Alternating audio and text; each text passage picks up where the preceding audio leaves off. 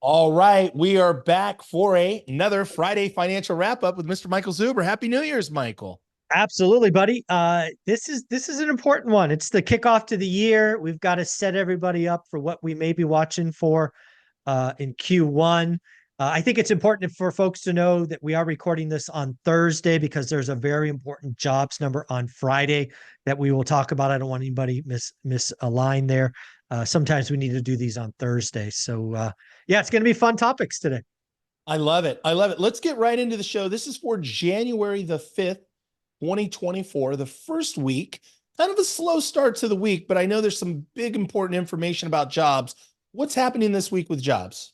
Yeah. So every month, usually the first week of the month, we get three job numbers.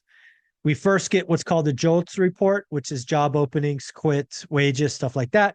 We get the ADP report. And then Friday is the Bureau of Economic Labor and Statistics. We have gotten two of them as of this recording, and we can talk about the third one, what to expect. So, JOLTS report.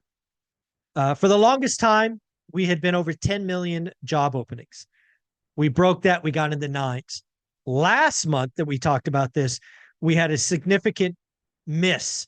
We were about $600,000 or 600,000 job openings less than expected, which in the scheme of things was a great news. It was great news for the Fed because they wanted to avoid wage spiral inflation. They wanted to see the job openings become more in line. What happened this month? There was a slight miss to the downside. Again, the Fed is happy. The inflation is coming in, and we are not blowing up job losses. So, first number, JOLTS report, Fed happy. Second, ADP. ADP report, we have to remember for the last year or so has been all over the place. I remember one month it reported 560,000, and then the bureau number was like 100,000. It was just like a big off. What happened today with ADP report? Expectations were like 120. It came in at like 160. So again, the job market is showing strength. Leisure and hospitality had 50,000, construction had 25,000, manufacturing lost 15,000. So again, I think net to all of this, inflation coming in, job loss not accelerating. Also, not to boot, on Thursday, we got weekly unemployment claims, which also missed to the downside. Expected 220, we got 202. So again, I think the Fed is smiling. But now let's talk about Friday. It is always about Friday. All this other stuff is just noise. Friday's the number. I believe expectations for December job growth was 150,000. If we get some blowout number, and I'll round the blow up number to 200,000, so a beat by 25%, that's a problem. If we get a number, say sub 100,000, that might also be a problem, right? Because now we're really going for Goldilocks. If we're going to have a soft landing, which means inflation comes in and the job market doesn't, we really have to come in around expectation. So we obviously don't know what the number is. We're recording this Thursday. Um, any number between say 199 and 101 or 100 is probably close enough, but above 200 is a problem and below 100 is a problem. So those are the numbers and ranges I'll be looking at on Friday morning. Interesting. Very, very interesting way to start the year, to start the week. Let's talk about the new year. It's 2024. I know that was one of our show notes. Just kind of what are your thoughts as we're into this first week here? Yeah, I think there's a lot of stuff we have to pay attention to. I believe there's a lot of signs that the economy is slowing down. As an executive at many companies, the last decade or so of my career, um, there's a chance, Ty, that there's a lot of layoffs that get announced here. I believe Xerox this week announced a cut of 15%. It is possible that there's a lot of lurking layoffs that will be announced, right? Especially public companies. Public companies don't want to announce layoffs in late Q4, but they have no problem doing them in Q1. There's a lot of talk about the consumer credit card debt, student loans. I just think there's a reason to be cautious about January. I mean, the stock market was up, I don't know, 20, 30% last year. Bitcoin's up, I don't know, 100 and some percent. I just be careful. I'm going to be Interesting. watching. I'm going to be watching to see where the economy goes. Yeah. And it's interesting that, a lot of people felt like in the fourth quarter of last year, okay, we're through the woods, soft landing, soft landing, soft landing, soft landing. Let's just pop champagne and 2024 is going to be the year, but it's not like just easy street. There's always a little Yeah, trouble brewing, and it sounds yeah. like it could be in jobs. Is that? I mean, that's where to have a soft landing, jobs can't break. Yeah. If jobs break, we have a recession. It's kind of Interesting. it's kind of binary, I think. Interesting. Very interesting. Let's keep going. We're going to come back to jobs and layoffs and such, but let's talk about the Fed, right? The reasons why we talked about maybe three reasons why the Fed is going to make cuts in 2024. That's been a lot of talk about the Fed cuts. What are your thoughts there? And if we do see cuts, when will these cuts happen? I'm so glad we're talking about this. This was an important conversation, right? I do the daily financial news at 7:30. I forget when I did this. I think it was Tuesday. This is important. Yep. I believe there's three reasons and three reasons only the Fed cuts this year. I believe one of them is net positive and two of them are bad. One of them is horrible. So we'll go good, bad, horrible. Good reason the Fed cuts. We're having a soft landing. Not great growth, but positive growth. The Fed doesn't want to maintain a restrictive posture that gets worse and worse and worse. So what the Fed will do is they will tinker. For me, that means 2, 3, 4 rate cuts in 2024. Probably not starting until June, right? So that's the good scenario. What's the bad scenario? Jobs break. Layoffs get announced in mass. We go from weekly unemployment claims that just happened at 202 to 252 to 302 to 352, right? It gets bad and it gets bad fast. The Fed sees that. The Fed starts cutting in March and they start cutting big at, say, 50 basis points to start, not this little tinkering like option one. Then there's the horrible. Something breaks. We get another banking crisis on steroids. We get World War III. We get China doing something, whatever. And we go back to zero. There's only three reasons. The Fed tells us cuts are coming this year. The market says 6. UBS says 9. I just want people to be careful what they wish for. Yeah. I think the best answer is 2 to 4, not starting till June. Yep. I think a 50 basis point cut in March because jobs break, not necessarily a great thing. And heaven forbid we go back to zero. Going back to zero is not a good thing, in my opinion. Yeah.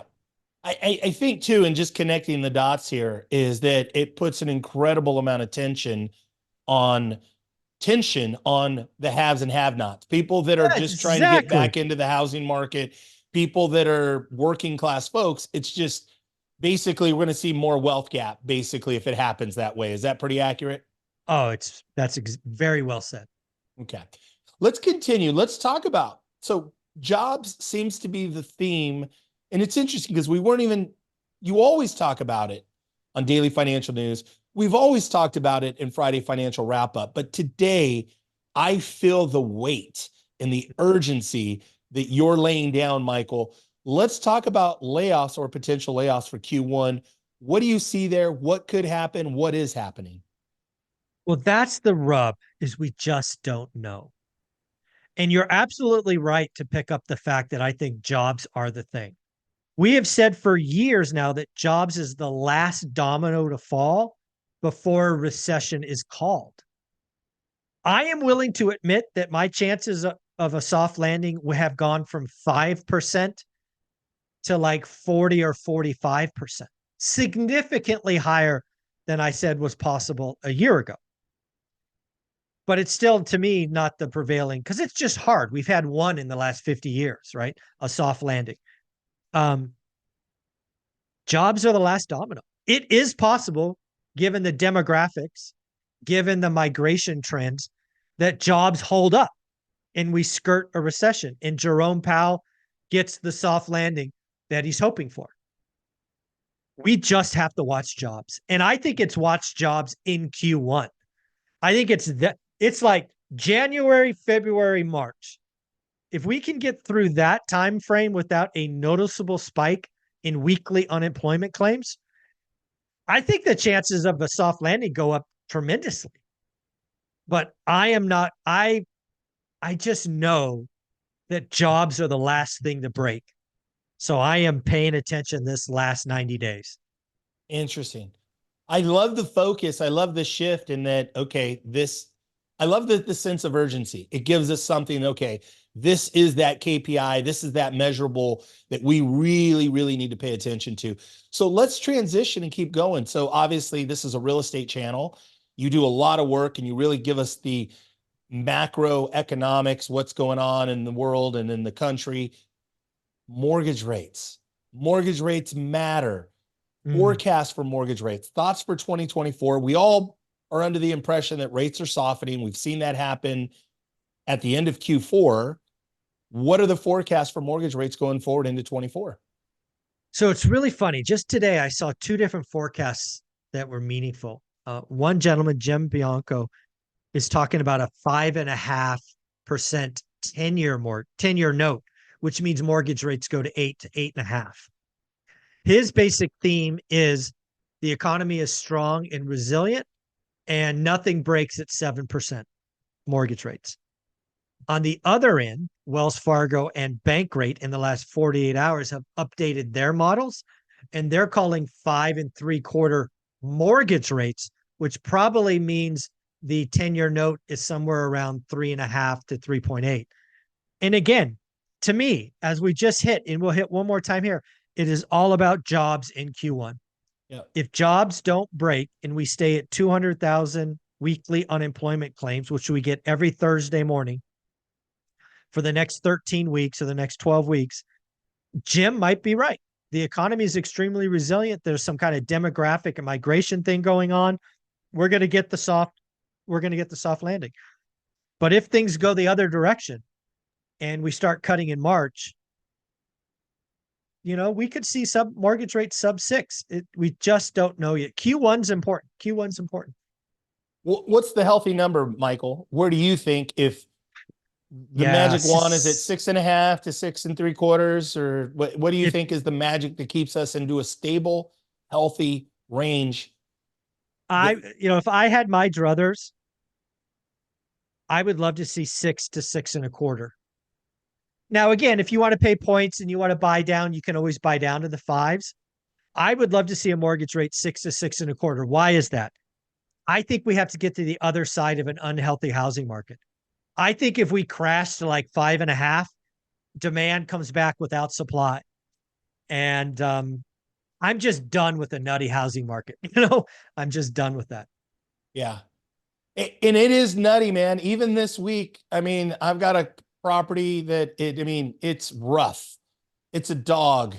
And, it's in a good neighborhood, working class neighborhood, but I can't believe it actually went into contract for about 15 to 18% higher than I think it would in a normal market.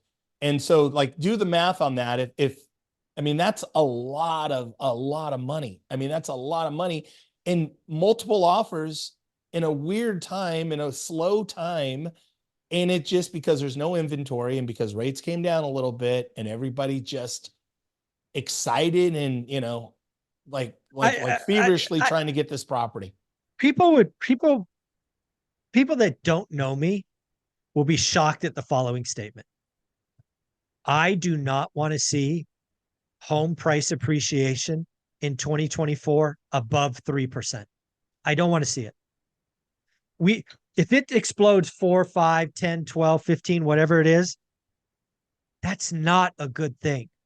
Yep. We can't have the have and the have-nots just balloon farther and farther apart. I would, I would, I would pay money to have 0% national home appreciation this year. It's just, Yeah. let's just get to the other side of this. Yep.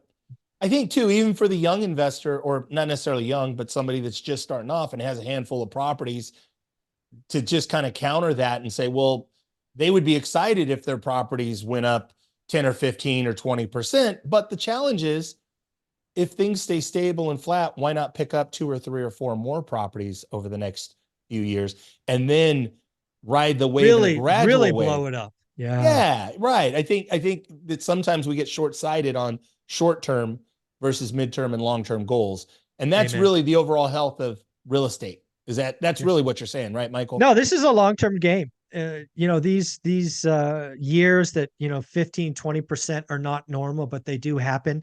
Don't count on them. Don't plan for them. They're the cherry on top. Real wealth comes from ownership for 10 years plus. Yep. Yeah. Yeah. And it's interesting. The guys that have owned stuff for 20, 30 years plus, like, yeah, absolutely crushing it. Absolutely crushing it. I love it. So, Michael, you've got an event. The event is sold out. We're basically about 5 or 6 weeks out from the event. You have virtual tickets, and I know that there's a limitation on virtual tickets. There Tell is. them about the virtual tickets. Where can they buy the virtual ticket before it sells out to make sure that they can have access not only to the live event virtually from the comfort of their home or office, but also they'll get the recordings. Is that right? Tell them about it. Yeah, absolutely. So again, we have this event will sell out. The in-person sold out in about 5 weeks. The virtual will sell out now that we're past the holidays. $99. There is no better real estate event deal better than this. You will get 21 millionaires. It'll be audience participation. You will also get the recording. The recording just by itself, I will sell for $199 after the event. If you want a deal, you like 50% off, you buy the virtual ticket, even if you not plan on attending, which you're a fool, but hey, I get it. You're busy, to get a deal on the recording. My team will record it. We'll chop it up. We'll get it put on Teachable for $99. I suggest going to the agenda, seeing which speakers you want to watch live, and then which ones you'll watch on replay. But again, I will sell this, and it'll sell for $199 post event. But you can get it today. You can secure your spot for $99. You go to onerental@a-time.com. You can go to Eventbrite. I'll send Ty the link so you can put in the show notes. Buy it now. It will sell out. Absolutely, folks. Get your virtual tickets. Go to onerental@a-time.com. It's there. It's also on Eventbrite. You can find it there. I will say too, Michael, just to be clear, I think that we'll be able to do some Q&A so people at home can put questions in the chat, and then we'll have somebody, a moderator, that's asking, so we will let's make sure that we dedicate a portion of the Q&A to the chat and have somebody calling those in a microphone. Can we do that? Absolutely. Absolutely. Okay.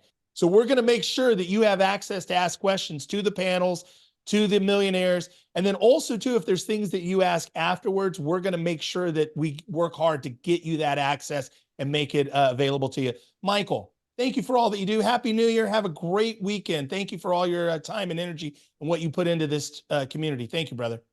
Take care. Happy holidays.